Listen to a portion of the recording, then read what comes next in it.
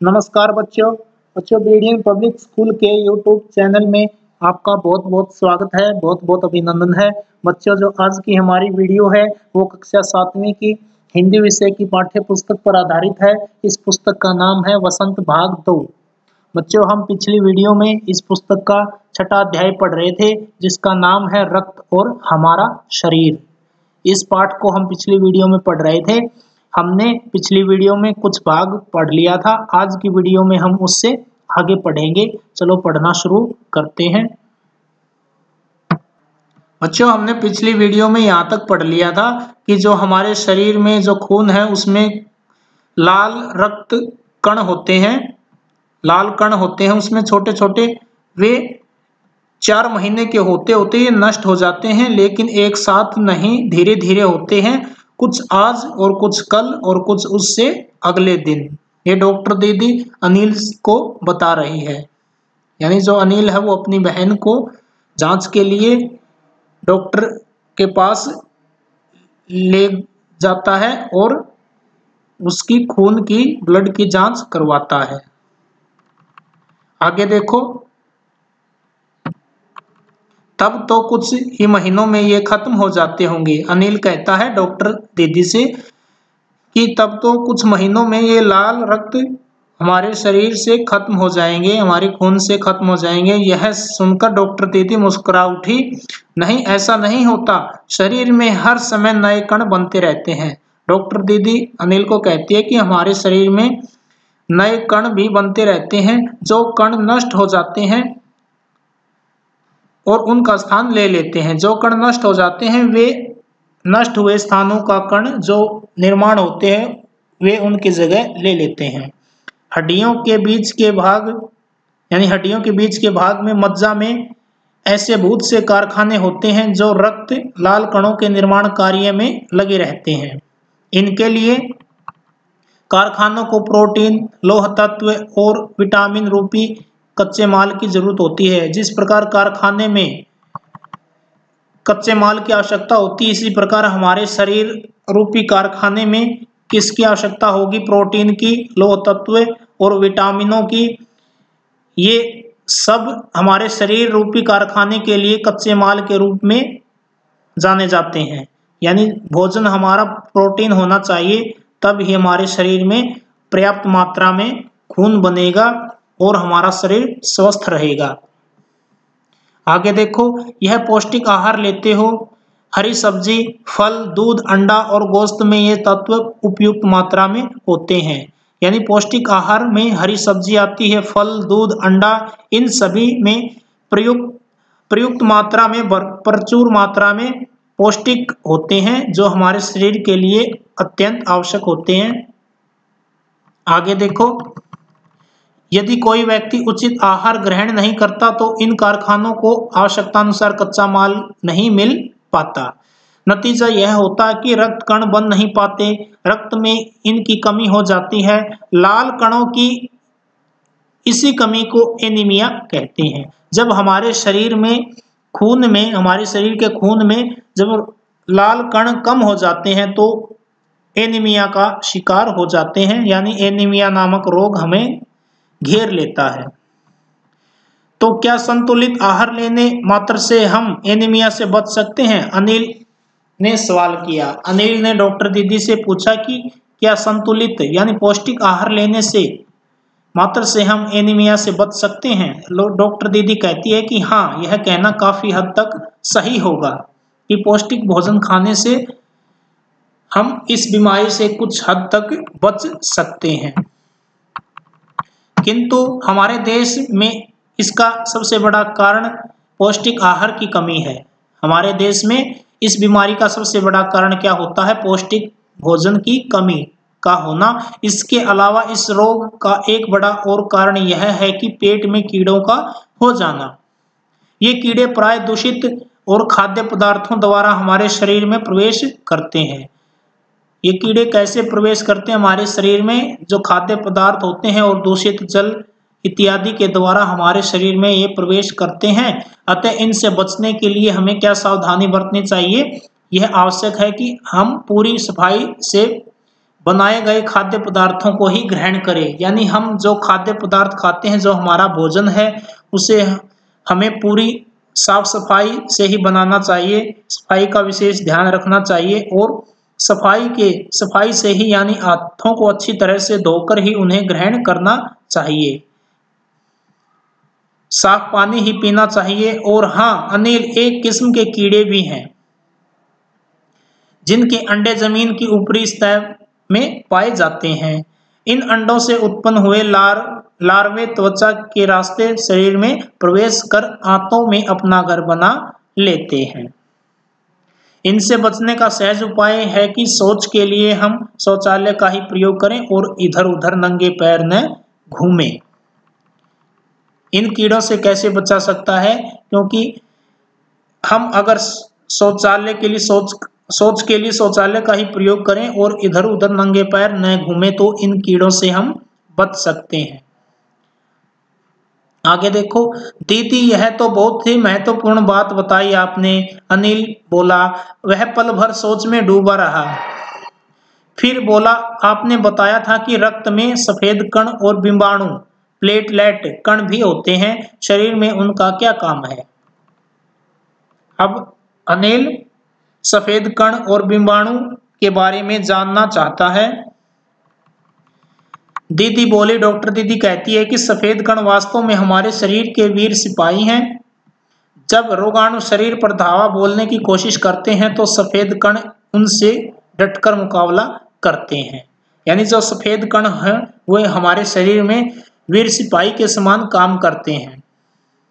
जब कोई रोग हम पर धावा करता है तो वे उनसे डटकर उनका रोगाणु के जो कीटाणु होते हैं उनका डटकर सामना करते हैं और जहां तक संभव हो पाता है रोगाणुओं को भीतर घर नहीं करने देते। बस संक्षेप में यो तो मान लो कि वे बहुत से रोगों से हमारी रक्षा करते हैं। जो सफेद कण होते हैं वो हमारे शरीर में अनेक रोगों से, हमारे शरीर को अनेक रोगों से रक्षा करते हैं, रोगों से बचाते हैं। और बिंबाणुओं का काम है चोट लगने पर रक्त जमाव क्रिया में मदद करना। बिंबाणु क्या होते हैं? जब हमें चोट लगती है तो खून का कम क्रिया में बहाव, यानी खून का अधिक मात्रा में न बहाव होना, उसमें रोकथाम करना बिंबाणुओं का ही काम होता है। रक्त के तरल भाग प्लाज्मा में एक विशेष किस्म की प्रोटीन होती है जो रक्त वाहिका की कटी फटी दीवार में मकड़ी के जाले के समान एक जाला बुन देती है। बिंबाणुओं इस जाले से चिपक जाते हैं।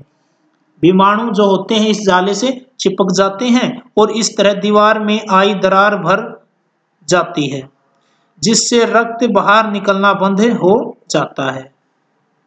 अनिल बोला, दीदी लेकिन घाव गहरा हो तो तब तो खून बहता ही चला जाता है। हाँ, ऐसे समय में उस व्यक्ति को जल्दी से डॉक्टर के पास ले जाना चाहिए। डॉक्टर दीदी कहती है, जरूरत समझने पर ऐसी स्थिति से निपटने के लिए कुछ टाँके भी लगाने पड़ सकते हैं, किंतु सब डॉक्टर के पास पहुंचने तक के समय में चोट के स्थान पर कसकर एक साफ कपड़ा बांध देना चाहिए जिससे खून का रिसाव ज्यादा न हो सके। दबाव पड़ने से रक्त का बहना कम हो जाता है जो उस व्यक्ति के लिए काफी लाभप्रद सिद्ध हो सकता है, किंतु अगर बहुत देर तक रक्त बह जाए तो उसे रक्त चढ़ाने की जरूरत भी पड़ सकती है, दीदी ने समझाते हुए कहा। अनिल ने कहा कि क्या ऐसे समय में किसी भी व्यक्ति का खून काम आ सकता है? यानी अगर किसी व्यक्ति को खून चढ़ाने की जरूरत पड़ जाए तो किसी भी व्यक्ति का खून काम में आ सकता है। डॉक्टर दीदी कहती है कि अनिल, हर किसी का रक्त एक सा नहीं होता, हर व्यक्ति का खून अलग अलग होता है, एक सा नहीं होता। कुछ विशेष गुणों के आधार पर रक्त को 4 मुख्य वर्गों में बांट दिया गया है। यानी रक्त को 4 मुख्य वर्गों में बांट दिया गया है। जरूरतमंद व्यक्ति के रक्त समूह की जांच करने के बाद उसे उसी रक्त समूह का रक्त चढ़ाया जाता है। यानी जिस व्यक्ति को रक्त की जरूरत है पहले उसके रक्त की जांच होती है, उसका रक्त किस पॉजिटिव का है, किस कैटेगरी का है, उसी कैटेगरी का खून उस व्यक्ति को चढ़ाया जाता है।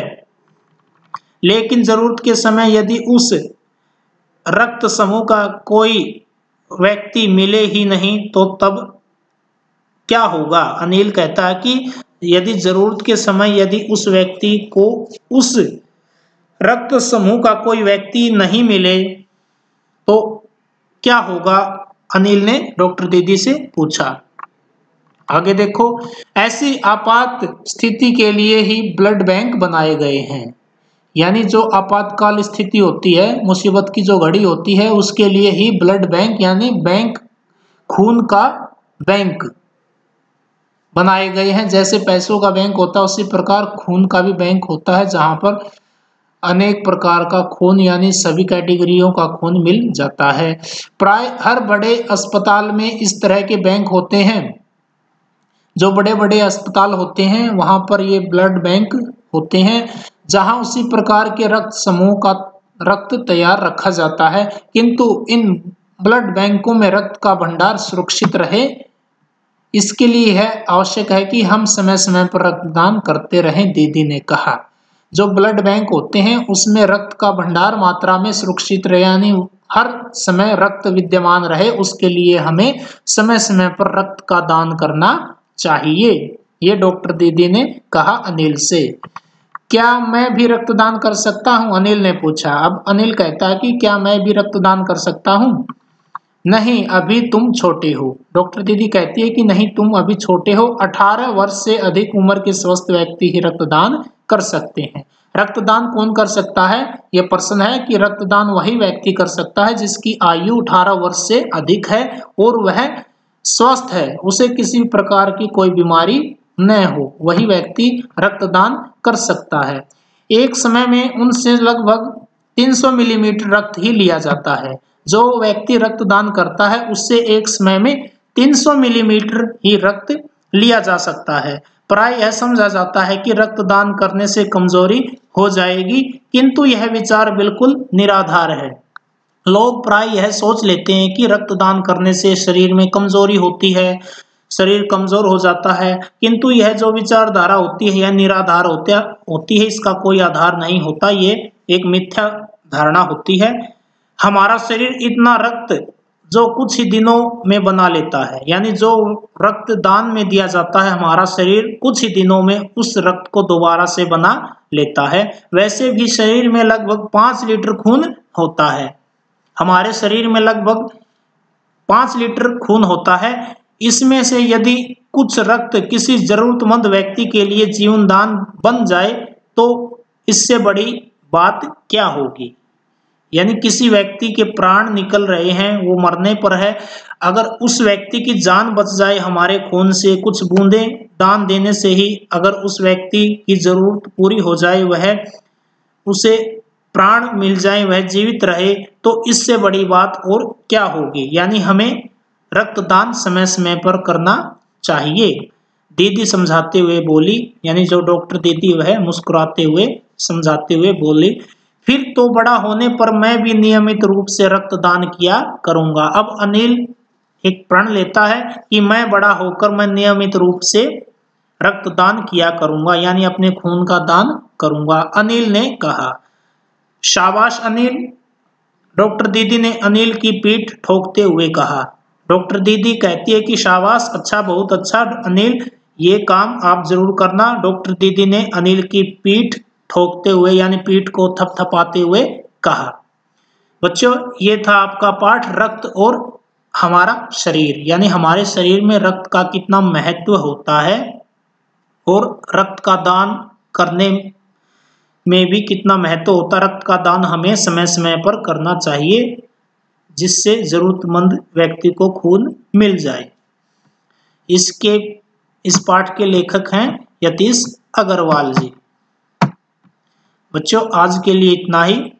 इसके अभ्यास के प्रश्न हम अगली वीडियो में करेंगे।